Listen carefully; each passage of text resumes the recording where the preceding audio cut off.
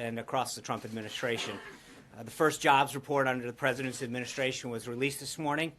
It's National Wear Red Day, highlighting the importance of preventing heart disease.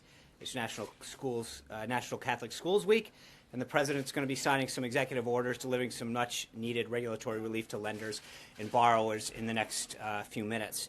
We're finishing up the second week here really strong. Yesterday was another great deal was reached with Lockheed Martin for the purchase of a new lot of F-35s. Through the President's intervention, a total of 90 planes, for a lot of 90 planes, 55 were purchased for U.S. military that added up to a total of $455 million savings for U.S. taxpayers from the previous lot, with an average cost reduction of 7.5%. Another big win that the President has delivered on for U.S. taxpayers. Speaking of good numbers, let's turn to the jobs report. The economy added more than 227,000 new jobs, significantly more than the 175,000 that had been expected. Today's report reflects the consumer confidence that the Trump presidency has inspired. According to a recent Gallup poll, economic confidence is at a new high, and ADP showed strong private sector hiring. President Trump campaigned on how to make America work again. Even before he took office, the markets knew he would deliver on that promise. The President's already taken significant steps to turn our economy around, and he's looking forward to ensuring that every American who wants a job has the opportunity to find one. While the President's definitely pleased that the job growth has far surpassed expectations and that the labor force participation is rising, he also recognizes that there's a lot more work to be done. The President has a big and bold agenda to grow the U.S. economy and to create jobs. In just his first 2 weeks in office, he's met with more than 50 business leaders across a vast range of industries. This morning, the President participated in a strategic and policy forum with business leaders from some of our country's most successful companies. The President understands the importance of an open dialogue with fellow business leaders on how to make the nation's economy stronger. His firsthand experience as a successful businessman helps to guide his decisions as President, and he will continue to seek opinions of other job creators while crafting an economic agenda. All of these meetings are focused on one primary goal: providing new and improved employment opportunities for all Americans. We're looking at a full range of policy measures to achieve that goal: regulatory relief, tax and trade reform, empowering women in the workplace, rebuilding America's crumbling infrastructure, and improving our education system. Also today, in pursuit of that goal, the President will be signing 2 executive actions as part of his plan to overhaul our financial and regulatory system. I expect that to happen closer to the 1 o'clock hour. The first is an executive order proposing guideline principles that sets the table for a regulatory system that mitigates risk, encourages growth, and more importantly, protects consumers. The Dodd-Frank Act is a disastrous policy that's hindering our markets, reducing the availability of credit, and crippling our economy's ability to grow and create jobs. It imposed hundreds of new regulations on financial institutions while establishing unaccountable and unconstitutional a new agency that does not adequately protect consumers. Perhaps worst of all, despite all of its overreaching, Dodd-Frank did not address the causes of the financial crisis, something we all know must be done. It did not solve the too big to fail, and we must determine conclusively that the failure of a large bank will never again leave taxpayers on the hook. The presidential memorandum addresses the burdensome government regulations in the Department of Labor's fiduciary rule. The rule is a solution in search of a problem. There are better ways to protect investors, and the Trump administration is taking action to do so. We're directing the Department of Labor to review this rule. The rule's intent may be to have provided retirees and others with better financial advice, but in reality, its effect has been to limit the financial services that are available to them. President Trump does not intend to put unnecessary limits on economic opportunity.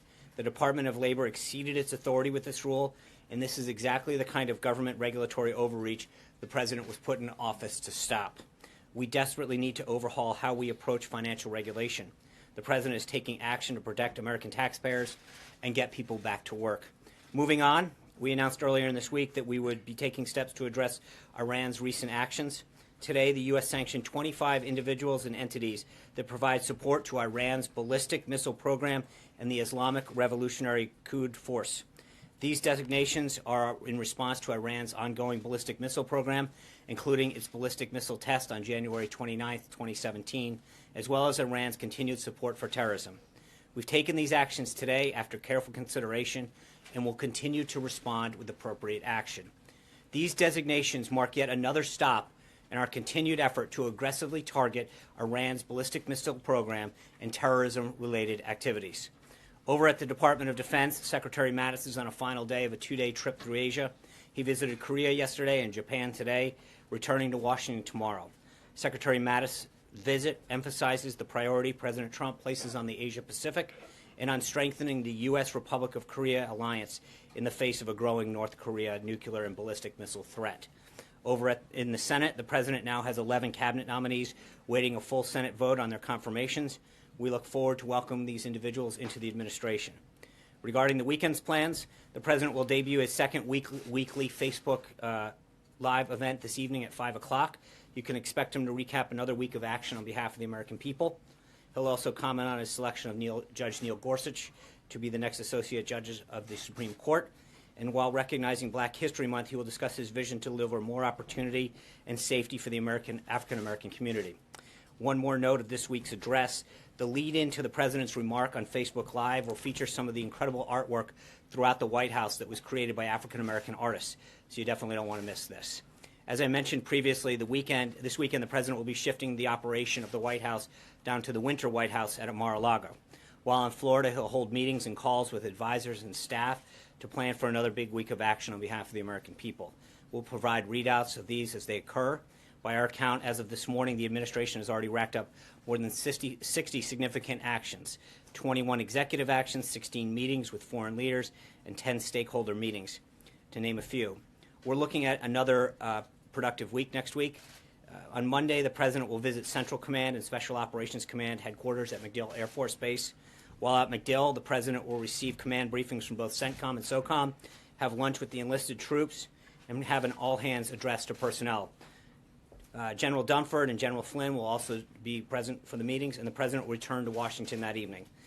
With that, I'm going to go to my first Skype question seat, Jackie Nesbrawl from NBC6 in South Florida. Jackie. Good afternoon.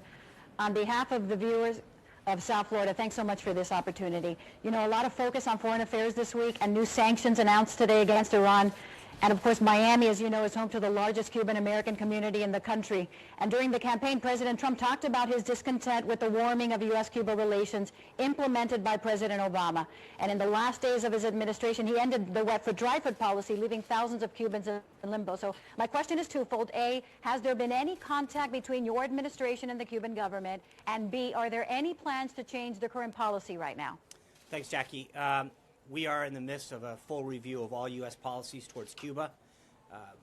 The President is committed to an agenda of ensuring human rights for all citizens throughout the world. And as we review those policies in Cuba, that will be forefront in our policy discussions, but there's nothing that we have on that front at this point. Francesca Chambers.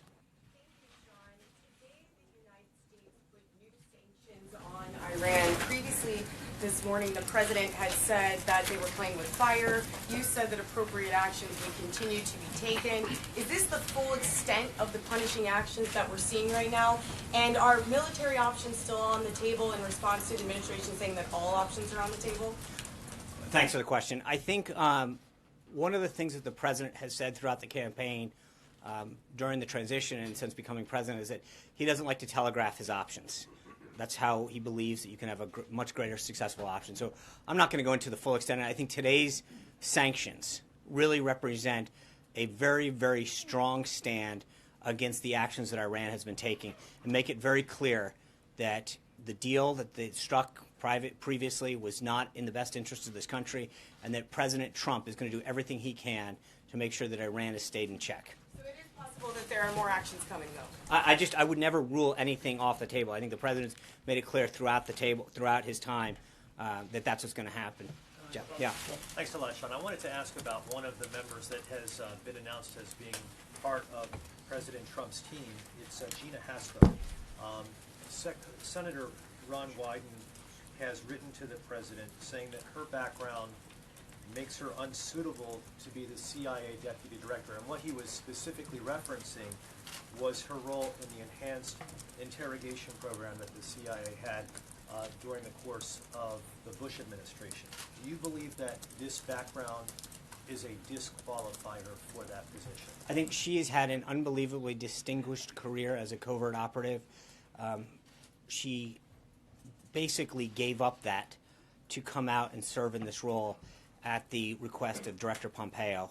And I think she has been a very, very distinguished servant to the American people and is highly qualified for that position. Next, I'm going to go to Jock McKelvin over at WMUR in New Hampshire. Josh. Thanks for taking the question. I know you're looking forward to the Patriots coming down in a couple of months. A lot of people up here hoping that happens as well. Getting to business, though, for more than 2 years, the #1 public health and safety threat facing the state is the heroin and opioid crisis. During the campaign, the president promised to be swift and aggressive when it came to this problem, stopping the flow of drugs coming across the border. Increasingly, though, the problem lies in synthetic fentanyl that's being cooked up in labs in the Northeast.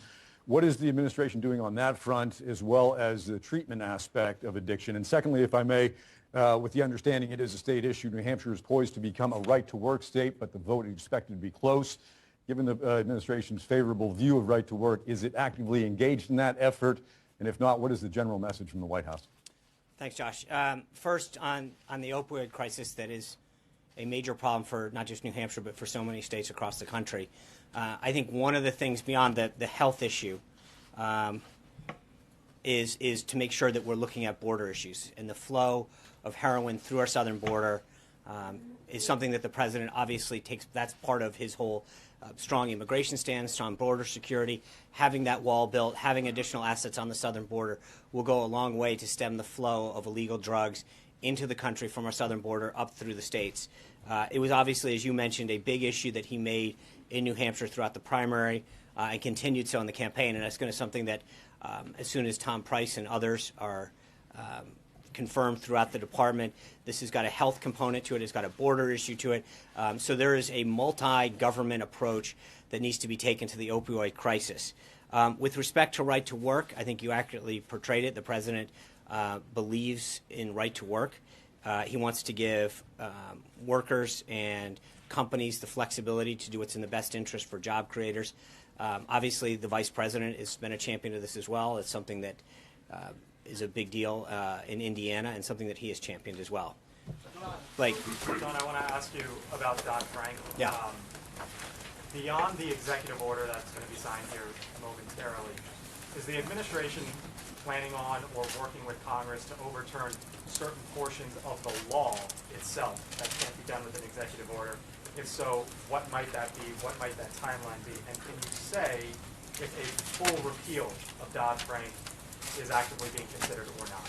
Well, I think there's two aspects of this. There's the administrative piece, which he's starting to address through executive action, and then there's the legislative piece that I think we're going to work with Congress on. But I mean, I think I'd go back to what I said earlier, that Dodd-Frank has been both a disaster in terms of the impact that it's had, but also it hasn't achieved the goal. And I think that there's no question that the president talked about this extensively, the impact that it's had, and it's not an either or. It's frankly just not doing what it set out to do. And so I think we're going to continue not just to act through administrative action, but through working with Congress and figure out a legislative fix. Major Garrett. Sean, the meeting with the Australian ambassador here yesterday was Chief of Staff Priebus and Steve Bannon. Can you describe what that meeting was about, and did the administration make a commitment, which we heard from the State Department yesterday, that in fact all of those subject to the Obama administration agreement are still possible refugee resettlers, just with extreme vetting or some sort of process? What was communicated? And on the Iran sanctions, Adam Zubin is the acting Treasury Secretary. He was, of course, in charge of sanctions at the Treasury Department before. Oftentimes, these are a long time in development. Were these sanctions something that were kind of on his desk or had been identified, and that's what made them so, if not easy, available to enact so rapidly? Yeah, I think those are. I think you correctly pointed out. I mean, he served in the last administration. These kind of sanctions don't happen quickly, but I think the timing of them was clearly in reaction to what we've seen over the last couple of days. We knew we had these options available to us because they had been worked through the process, but we acted swiftly and decisively today because the timing was right. So, you know, they were in the pipeline. They had been staffed and approved. And the president made the decision that now was the time to do it based on recent action. And I'm sorry. And on the look, Chief of Staff Priebus and Chief Strategist Bannon did meet with the Prime Minister yesterday. I think they had a very productive. The ambassador. Thank you. Appreciate the correction. They did have a very productive and candid conversation. We have a tremendous amount of respect for the people of Australia, for Prime Minister Trumbull, and it was a follow-up on the call. But we're going to continue to work through this. We're going to honor the commitments that we've made in some way, meaning that we are going to vet these people in accordance with the agreement that happened, and we'll continue to have further updates as we do. John Roberts. Sean, you stated last night on settlements in Israel. Yeah. Has there been a shift in U.S. policy? While you said that you didn't think that they were helpful to achieving peace, Right. you also didn't think that they were an impediment to peace, which would represent a departure for both Obama and Bush. And there was no reaffirmation of a two-state solution in that statement. So where are you on that? The president's committed to peace. That's his goal. And I think when the president and Prime Minister Netanyahu meet here on the 15th, that will obviously be the topic on that. At the end of the day, the goal is peace. And I think that's what you have to keep in mind. I think that is going to be a subject that they discuss when they meet on the 15th. And that's as far as I want to go on that. Trey. Back to the settlement. Yeah. What is your position on settlements in terms of whether or not they, I mean, you said that they were not an impediment to peace, but you also don't want them building new ones. Right. So I mean, I think the statement is very clear about that. We don't believe that the existence of current settlements is an impediment to peace, but I think the construction or expansion of existing settlements beyond the current borders is not going to be helpful moving forward. That's what Trey. For you, 17 members of Congress requested that President Trump not interfere with the current way unemployment is calculated by the Department of Labor. Does the president intend to comply with their request? And a related question, how many of the 227,000 jobs added to the U.S. in January does the president attribute to his administration versus the Obama administration? I think, look, when you look at the confidence indexes, I'm not going to get into, unfortunately, we don't have that kind of a breakdown. I think that you've seen the actions that he's taken, whether it's Carrier or some of the other companies, Sprint, SoftBank. Clearly, there is a desire for companies to want to come be part of this Trump agenda and build and manufacture, create jobs, bring jobs back. But I'm not at liberty to start parsing the BLS and other reports as far as where that comes down. But look, his team, led by Gary Cohen, was really pleased with the numbers to this morning. Obviously, we're pleased that we're, 227,000 jobs is a great kickoff. We hope they get better. We know that there's a lot more work to do, and that's why the president continues to meet with business leaders, union leaders, to help figure out how we can grow the economy. Yeah, Ashley. The government revealed in an Alexandria court case today that over 100,000 visas have now been revoked as part of the president's travel ban. Does that include visa holders who are already in the United States, and will the government begin finding them and trying to deport them? I'll have to get back to you on that. I don't have all the details on that right now. Yeah. 6 hours ago, the president tweeted that professional anarchists, thugs, and paid protesters are proving the point of millions of people who voted to make America great again. Does the administration have any intention of investigating the groups who have been rioting at conservative or pro-Trump events? Well, I think we know who they are. I don't know that we need to do an investigation. Yeah. Has the president seen the letter sent from Senator McCain yesterday? And if so, is he looking into arming the Ukrainians? I don't know. I'll have to get back to you on that. Yeah. Charlie. We'll go first. Ambassador Nikki Haley came out with a strong statement Yes. on Russia yesterday. Does the administration have plans to keep the sanctions against Russia in place, or do they have any intention of adding more sanctions? So there's two things. One, I think I commented the other day on the sanctions that Treasury put out. Those are, in fact, routine, or the clarification. They are a routine clarification that occurs. With respect to the sanctions, I think Ambassador Haley made it very clear of our concern with Russia's occupation of Crimea. We are not, and so I think she spoke very forcefully and clearly on that. If I can, I'd like to go to the third Skype question, Christopher Sine from ABC 15 in Arizona. Sean, thank you for doing this. Hello from a sunny and beautiful Phoenix. With the likely confirmation on the horizon with a new Veteran Affairs Secretary, there has been discussion regarding privatizing the VA. There's also still concerns regarding wait times, even overall care, and some reports regarding the suicide rate. What is the reform that the administration is seeking here? Also, will the administration protect whistleblowers. Second part of the question, we've seen protests here in Phoenix as in nationwide as well. When you talk about unity, what is the administration doing to bring more unity to the nation and even more transparency? As here in Phoenix, we saw that secret meeting on the tarmac that we talked about. How is the administration repairing all of this? Thanks, Chris. First, I mean, I think the president, mostly through deed, continues to show that he wants to bring people together in this country, figure out how to move the country forward, both economically, job-wise. I think that is something that he continues to show a desire for. He talked about it in his inaugural address and the prayer breakfast. So I think he's going to continue to throw through both word and deed his desire to move the country forward. I'm trying to think. Can you go back to the first part? That's all right. No. The confirmation, likely confirmation of the Dr. Shulkin. Yeah, look, I think first and foremost on VA reform, the number one thing is to get Dr. Shulkin confirmed. And so many of these, as I brought up in the past couple days, it's hard to talk about how we're going to enact an agenda of reform when Senate Democrats continue to slow walk some of these folks. And I think that's a big problem. Dr. Shulkin is the right individual to reform the VA, to understand whether it's lending or medical care, the problems and the challenges that we face at the VA. These are people who have served our nation and deserve the best care they can get, whether that's the mortgage lending, health care, or the variety of other stuff that the VA serves or provides to our veterans. And I think that what the president has done is talk to people like Dr. Toby Cosgrove at Cleveland Clinic and other business leaders about providing a better approach to serving the needs of our veterans. Right now, you're right, there are still wait times that are unacceptable. There's care that's unacceptable. We've got to address that, and he's going to continue to do it. David Jackson? Sean, during the campaign, candidate Trump repeatedly said he was going to avoid the Iranian nuclear deal. Right. The bottom line, is he going to do that, or is he going to let it stand? Today, I think today's action speaks for itself in terms of the sanctions. He's made it very, very clear, David, that the deal that was struck was a bad deal, that we gave Iran too much and we got too little for it. And I think that he is going to continue to be tough on Iran in a way that wasn't done in the last 8 years. I think today's actions and the way that we expedited those sanctions are another example of how he's going to stay tough on them. Let me go to the fourth Skype seat. Dale Jackson from WVNN Talk Radio in Huntsville, Alabama. Sean, thank you very much for taking questions from outside the elite media bubble there in D.C.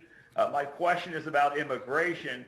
Donald Trump made this the forefront of his campaign, the foundation of it, yet the DACA and DAPA programs still exist.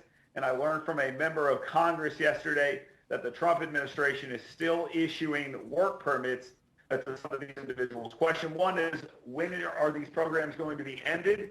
And question two, when will they stop issuing work permits to these individuals? Well, thanks, Dale. I think, as you know, Secretary Kelly just assumed office. We are reviewing these programs. We've made it very clear that we'll have further updates on immigration, both with regard to DACA and DAPA. The President has made significant progress on addressing the pledge that he made to the American people regarding immigration problems that we face, and I think we're going to see more action on that in the next few weeks. Yes, sir. Yesterday, the President described NAFTA as a catastrophe. We've heard about his concerns with Mexico, but I'm wondering if he can outline some of the irritants that he finds along the Canadian border, and if there's any talk of a meeting with Prime Minister Trudeau. I think he has spoken to Prime Minister Trudeau. I know that they're looking at setting up a time to come down. We've been in constant contact with Canadian officials, and I think that will be a meeting that is set up very shortly. Sarah. Thanks, Sean. Russia's foreign minister has pressed the administration for further details on the president's plans to establish safe zones in Syria. The president is said to have discussed this yesterday with King Abdullah. When can we expect further details on that plan? That's a good question. I think that we are, as you noted in the readouts from last weekend, that has been a subject that has come up with all of the Middle East leaders that he's talked about. It's an area that he feels strongly about, and I think as he continues to have follow-up conversations, we can expect further details. It's something that Secretary Tillerson obviously just got sworn into office, that there will be further follow-up on that. Yeah. President will meet with Japanese Prime Minister Abe next Friday. Yes. So what's the main topic for the meeting? Will the President tell Japanese Prime Minister Shinzo Abe Japan should pay more and pick up all the expense to maintain U.S. military base in Japan? Right. I think there's going to be a lot of both trade and national security. I think as we get closer to that meeting, I'll have further information on it. But right now, as you can imagine, both there's an economic aspect to this And then there's a national security aspect to this in terms of Glenn. Sean, you've referenced polls a couple of times from the podium, but a poll came out today. CBS says the president has a 40% approval rating. We've seen the approval rating drop during the transition period. He talked about polls a great deal during the campaign. A, what do you think that says about the way the American people are looking at these actions that he's taking? And B, what do you think it says about his pledge to unite the country on the eve of his election? I think there's also a Rasmussen poll that showed he had a 51% approval rating. You had an Ipsos Reuters poll the other day that showed, and again, I don't have it handy, but a majority of people, approve. Hold on, I understand that, and I think that as the president's policies continue to get enacted, for all of the hysteria regarding his efforts to protect the country on those 7 countries where we didn't have the proper vetting in place to ensure that the American people were safe, what we did have was a very high response from the American people in support of that. His policies continue to do it. The president understands this is a marathon, not a sprint. As he continues to get people back to work, protect this country, I think the poll numbers will act in accord. Jeff. Sean, you mentioned the Consumer Financial Protection Bureau. I did. Does the administration intend to keep Richard Cordray as the head of that agency? I don't have a staff announcement on the CFPB right now, but we'll see where we go. April You criticized the Bureau broadly, but yeah. you want to see it stay in place. I think we'll have further updates on that. That's an area that we need to work with Congress on. April. Okay, Sean, 2 things. One, you said something about President Trump talking on the Facebook Live, whatever he was doing, the address, that he was going to talk about Black History Month and issues pertaining to the African American community. When you first came, a couple days into the administration, I asked you about the agenda, the Black agenda that he had possibly formulated or was formulating as he came out maybe the day before with the issue of Chicago, or the day after, something around that time. Chicago and sending the feds in if it doesn't change. Has he now formulated a plan to deal with the Black community, not just with issues of law and order? What is that? I mean, he had a meeting with African American leaders the other day in the Roosevelt Room. I think part of this is, to your point, isn't just law and order. It's jobs, it's education, it's health care, small business lending.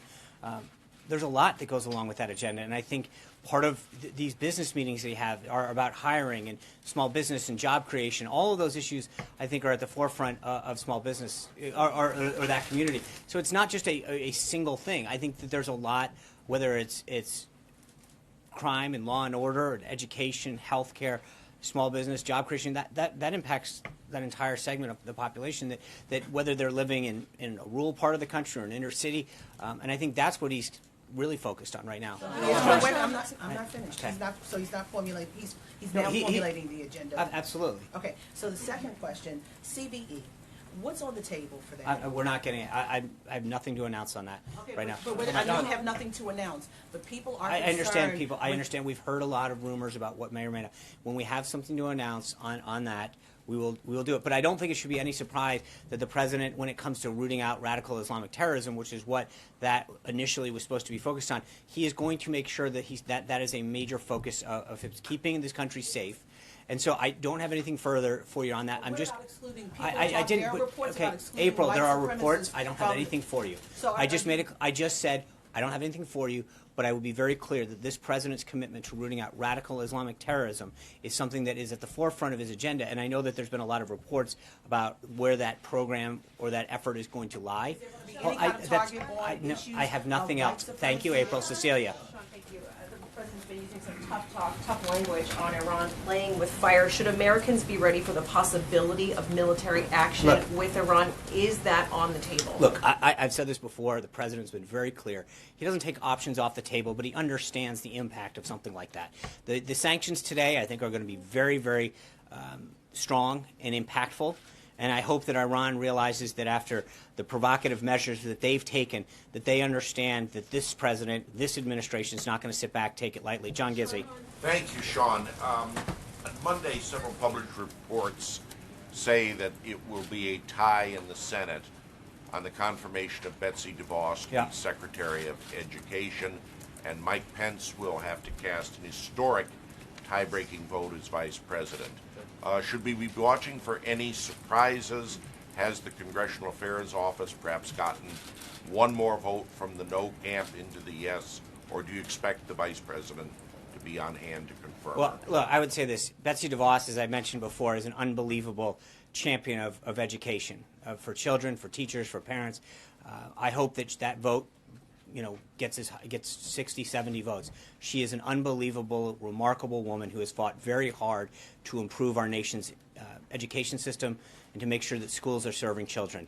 I think that we're going to make sure we do everything we can, and we feel 100% confident that she will be confirmed Monday night and be the next Secretary of Education. Thank you, guys. Have a great weekend. The President's about to sign executive orders. I hope you all have a great weekend. To those of you who can't travel down to Florida, we'll be gaggling on the plane on Monday. Thank you. Have a great weekend. Better time if you stayed around a little longer, brother.